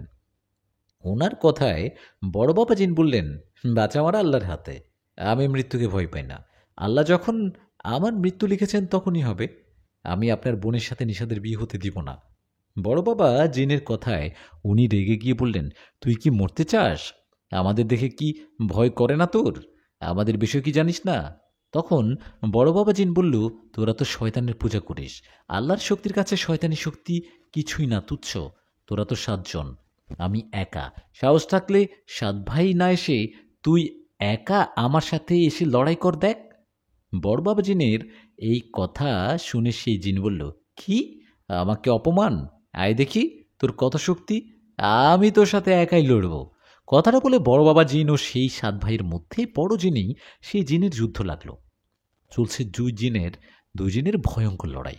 কখনো বড় বাবা সেই জিনকে আঘাত করে, তো কখনো সেই জিন বড় বাবা জিনকে আঘাত করে। এভাবে কিছুক্ষণ চলার পর বড় বাবা জিন সেই জিনকে অনবরত আঘাত করতে থাকে। বড় বাবা সেই জিনকে আঘাত করে যখন অনেক আহত করে ফেললেন, তখন বাকি 6 ভাই জিন তেড়ে আসলেন বড় বাবা জিনের দিকে, আর বড় বাবা জিনকে ধরে আঘাত করতে লাগলেন। বড় বাবা জিনকে আঘাত করতে দেখে সাজ্জাদ জিন এগিয়ে গেলেন, কিন্তু কোনো লাভ হলো না। ওই 6 ভাই জিন বড় বাবা জিনও সাজ্জাদ জিনকে আঘাত করে আহত করে ফেলে রাখলো। ওদের এই অবস্থা দেখে আমিও সালাম দাদু পাশাপাশি দাঁড়িয়ে রইলাম। তখন সেই জিনেরা বলতে লাগলো, আমাদের রাজ্যে এসে আমাদের সাথে লাগতে আসা, এখন তোদের সামনে আমাদের বোনের বিয়ে হবে। কথাটা বলে আবারও আমাকে ধরে নিয়ে বসালেন, আর ওই ভয়ঙ্কর পরীর সাথে আমার বিয়ের কাজ শুরু করলেন। আমার বিয়ে হয়ে যাচ্ছে, কেউ যেন কিছু করতে পারছে না। বড়বাবু সাজ্জাদ্দিন আহত হয়ে পড়ে আছে। আমার বিয়ে হবে দেখে আয়েশাপুরি ছটপট করছে বাঁধন খোলার, কিন্তু খুলতে পারছে না। আমি তখন ওর অবস্থা দেখে বুঝেছিলাম ও আমাকে কতটা ভালোবাসে। পরীর ভালোবাসা বুঝি এমনই হয়। আমার বিয়ে হবে এমন সময় আয়েশাপুরি চিৎকার করে বলতে লাগলো, আমাকে মেরে ফেলো, আমি এই দৃশ্য দেখতে পারবো না, আমাকে আগে মেরে ফেলো, তারপর ওদের বিয়ে দাও। কথাটা বলেই কান্না করতে লাগলেন আয়েশা। তখন সেই জেনেরা বললেন, তোকে আগে মারবো না, তোর সামনে ওদের বিয়ে দিব, ওদের বিয়ে দিব তোর সামনেই। ওদের বিয়ে দেখে তোর কষ্ট হবে, এতেই তো মজা, আমরা তো এটাই চাই। এই এদের বিয়ের কাজ শুরু করো। তখন আয়েশাপুর চিৎকার দিয়ে বলল, না দাঁড়াও, একটু দাঁড়াও, তোমরা নিশাদের সাথে তোমাদের বোনের বিয়ে দিও না। বিনিময়ে আমি আমার সমস্ত শক্তি তোমাদের বোনকে দিয়ে দিব। আমি আমার হাতের চুড়িটা তোমাদের বোনকে দিব, এতে আমার মতো তোমাদের বোন অনেক অনেক শক্তিশালী হবে। আয়েশাপুরীর এই কথাটা শুনে ওই 7 ভাই জিনের মধ্যে বড় জিনটা বললেন, এই দাঁড়াও, ওদের বিয়ে বন্ধ করো। কথাটা বলে সে জিনটা আয়েশাপুরীর কাছে এসে বললেন, কি বললি, কি বললি তুই? তখন আয়েশাপুরী আবারও বলল, নিশাদের সাথে তোদের বোনের বিয়ে দিস না, ও আমার স্বামী, বিনিময়ে আমার শক্তি, আমার এই চুড়িটা তোর বোনকে দিয়ে দিব, তখন তোর বোন হবে আমার মতো শক্তিশালী। আয়েশার কথা সেই জিনটা বলল, সত্যি সত্যি দিবি? কিন্তু আমরা তো এই চুড়ির বিষয়ে গভীরভাবে কিছু জানি না, কিভাবে এই চুড়িটা আমার বোনকে দিবি? ওর কথা জবাবে আয়েশা বলল, তোমরা আমার হাতে সুতাটা খুলে দাও, আর আমাদের কথা দাও আমাদের সবাইকে ছেড়ে দিবা, তাহলে আমি নিজে আমার চুড়িটা খুলে তোমার বোনকে পরিয়ে দিব। তখন সে জিন বলল, না না, এটা তো হবে না, তোর হাতে সুতা আগে খোলা যাবে না, আগে চুড়িটা খুলে আমার বোনকে পরিয়ে দে। ওর কথা শুনে আয়েশা বললেন, আমার হাতে সুতাটা না খুললে ওই চুড়িটা খোলা যাবে না, আর ওটা কাজও করবে না, এটা তো জানো নাকি? তখন সে জিনটা বললেন, সুতাটা খুললে যদি আমার বোনকে চুড়িটা না দিস, তাহলে ওনার কথার জবাবে আয়েশা বললেন, তোমাদের ভাইয়ের মধ্যে 2 জন আমার হাতের চুড়িটা ধরে রাখো, আর একজন আমার এই হাতের সুতাটা খুলে দাও। সুতাটা খোলার সাথে সাথে আমার হাতের চুড়িটা খুলে ফেলবা, কিন্তু কথা এটাই, আমাদের সবাইকে কিন্তু ছেড়ে দিতে হবে। আয়েশাপুরীর ওই কথাটা শুনে সেই জিনেরা একে অপরের দিকে তাকিয়ে রাজি হয়ে যায়। তখন 2 জন জিন এসে আয়েশাপুরীর চুড়িটা ধরলেন, আর একজন আয়েশাপুরীর অন্য হাতে থাকা সুতাটা খুলে দিল। সুতাটা খোলার সাথে সাথে বাকি 2 জন জিন চুড়িটা ধরে টানতে লাগলো, কিন্তু চুড়ি তো খোলে না। এটা দেখে আয়েশাপুরী বিকট শব্দে হাসতে লাগলো। তখন সেই জিনেরা বলল, এই হাসছিস কেন, আর তোর চুড়িটা খোলা যায় না কেন? দে, আমাদের চুড়িটা দিয়ে দে। তখন আয়েশাপুরী বলল, ওরে বোকার দল, তোরা কি জানিস না এই চুড়িটা খোলা যায় না? তোরা 7 ভাই কেন, শত শত জিন আসলেও এটা খুলতে পারবি না। আমাকে ধোকা দিয়ে সুতাটা পরিয়েছিলি না, আমি তোদের ধোকা দিয়ে সেটা খুলে নিলাম। সুতা খুলেছিস, আমার চুরির শক্তি ফিরে আসছে। কথাটা বলে আয়শাপুরী তার শরীরে বাঁধা শিকল এক টান দিয়ে খুলে ফেলল। এটা দেখে সেই 7 ভাই জিন আয়শাপুরীকে ঘিরে ধরল আর বলল, আমাদের ধোকাতে আজকে হবে তোর শেষ দিন, তোকে আজ এখনই মেরে ফেলবো। ওদের কথায় আয়শা বলল, শয়তানের দল, বাঁচা মরা সব ওই আল্লাহর হাতে। একটা কথা মনে রাখ, আল্লাহর শক্তির কাছে শয়তানি শক্তি কিছুই না। তোরা তো 7 জন, তোদের মতো 700 জিন আসলেও আমার কিছুই করতে পারবে না। কথাটা বলেই এক মুহূর্তে আশাপুরি সে জিনদের পেটাতে লাগলো। আশাপুরি রাখাতে সে জিনেরা চিৎকার করতে লাগলো। আশাপুরি অনেক রেগেছিল। বেশ কিছুক্ষণ ওদের যুদ্ধ চলে, আর কিছুক্ষণের মধ্যে আশাপুরি ওদের মারতে মারতে আধমরা করে ফেলে। এমন অবস্থায় সেই জিনেরা আয়শাকে বলে, আয়শাপুরি আমাদের মেরে ফেলো না, আমাদের ছেড়ে দাও। তখন আয়শা বলে, তোদের একবার সুযোগ দিয়েছিলাম, না ভালো হবার কই, ভালো হবার তো কিছুই হলো না। তোরা ভালো হলি না, উল্টো আমার স্বামীকে কেড়ে নেয়ার বুদ্ধি করলি। তোদেরকে আর মাফ করা যাবে না। কথাটা বলে আশাপুরি ওই 7 জন জিনকেই মেরে ফেললেন। সব ভাইয়ের মৃত্যু দেখে ওর বোন ভয়ে কাঁপতে থাকে। এমন সময় আশাপুরি ওর কাছে গিয়ে দাঁড়ায়। তখন সেই পুরীটা আয়শাপুরীর কাছে মাপ চাইতে থাকে আর বলতে থাকে, আয়শাপুরি আমাকে মাফ করে দাও, ক্ষমা করো আমাকে। সেই পুরীর কথায় আয়শাপুরি ওই পরীটার গালে এমন জোরে একটা থাপ্পড় দিলেন যে ও ধপাস করে পড়ে গেল। তখন আয়শাপুরি বলল, আমার স্বামীকে থাপ্পড় দিয়েছিলি না, দেখ এখন কেমন লাগে। কথাটা বলে সেই পরীর একটা হাত ভেঙে দিলেন আর বললেন, তোর ভাইদের মতো তোকেই জানে মারলাম না, ভালো হবার একটা সুযোগ দিলাম, যা চলে যা। তখন সেই জিন পুরীর এই ঘটনাগুলো অন্যরকম হয়ে গেল। শক্তিশালী 7 ভাই আর একটি বোন, 7 ভাই মারা গেল আর পুরীটা প্রাণের ভয়ে সেখান থেকে পালিয়ে গেল। ও পালিয়ে যাবার পর আয়শাপুরি বড় বাবা জিন ও সাজ্জাদ জিন সালাম দাদু ও আমাকে নিয়ে সালাম দাদুর বাড়িতে চলে আসলেন। সেখানে আসার পর আয়শা বড় বাবা জিন ও সাজ্জাদ জিনকে বললেন, নিজের জীবনে ঝুঁকি নিয়ে আমাকে ও নিষাদকে বাঁচাতে যাওয়ার জন্য আপনাদেরকে অনেক ধন্যবাদ। আপনাদের উপকার কখনো ভুলবার নয়, কখনো ভুলব না। কালকে আমারও নিষাদের বিয়ের অনুষ্ঠান, আমি চাই আপনারা আমাদের বিয়েতে থাকুন। আয়শার কথায় বড় বাবা জিন ও সাজ্জাদ জিন বললেন, ঠিক আছে তাই হবে, আমরা থাকবো। কথাটা বলে ওরা চলে গেল। ওরা চলে যাবার পর সালাম দাদু আমাদের বললেন, নিষাদ বাড়িতে গেলে তোর মা বাবা অনেক কথা বলতে পারে, তোরা কোথায় গিয়েছিস? তখন দুজনে একই কথা বলবি, দুজনে বলবি জিন রাজ্যে গিয়েছিলি আশাপুরীর কিছু বন্ধুদের দাওয়াত করতে। দাদুর কথায় আমি বললাম, ঠিক আছে দাদু, সেটাই বলবো। তুমি কাল সকালে দাদিকে নিয়ে চলে আসো কিন্তু। হ্যাঁ হ্যাঁ, সকাল সকাল যাব, এখন যা, সাবধানে বাড়িতে যা।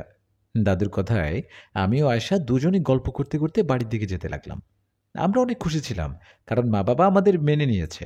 কাল আমাদের বিয়ের অনুষ্ঠান। আমরা গল্প করতে করতে বাড়িতে গেলাম। তখন মা বাবা আমাদের জিজ্ঞেস করায় দুজনেই একই কথা বলি যে আমরা জিন রাজ্যে গিয়েছিলাম। আমাদের কথায় মা বাবা কিছু বলে না। পরের দিন কথা মতো আমারও আয়শাপুরীর বিয়ের অনুষ্ঠান হয় ছোটোখাটোভাবে। আমাদের যত আত্মীয় আসছিল সবাই আয়শাপুরীকে দেখে পছন্দ করেছিল, কিন্তু কেউ একবারের জন্য বুঝতে পারেনি আয়শা কোনো মানুষ না, ও একটা পরী। আমাদের বিয়ের অনুষ্ঠানে বড় বাবা জিন, সাজ্জাদ জিন ও আরও 2-1 জিন পুরী আসছিল। আমিও সালাম দাদু তাদের জন্য অন্য রুমে খাওয়ার ব্যবস্থা করে দেই। ছোটোখাটোভাবে অনেক খুশিতে আমারও আয়শাপুরীর বিয়ে হলো। এখন আমরা বাসুর ঘরে বসে আছি। আয়শা আমার পাশে বসে, আমি গল্পটা লিখছি। আমার গল্প লেখা দেখা আয়শা বলল, এই যে তোমার গল্প লেখা কি হলো? হুম, এবার শেষ করো তো। বিয়ের অনুষ্ঠান তো হলো আমাদের, তাই না? হ্যাঁ, বিয়ের অনুষ্ঠান তো হলো, বাসর ঘরের কথা লিখতে হবে না। আয়েশা বলে, আরে না না, ওসব বলা যাবে না, গল্পটা শেষ করো। ঠিক আছে, শেষ করি তাহলে। প্রিয় লিসেনার, কেমন লাগলো আয়শাপুরীর গল্পটি কমেন্ট করে জানাতে ভুলবেন না। এতে স্পেশাল আরেকটা গল্প সামনে নিয়ে হাজির হব। ততক্ষণ পর্যন্ত ভালো থাকবেন।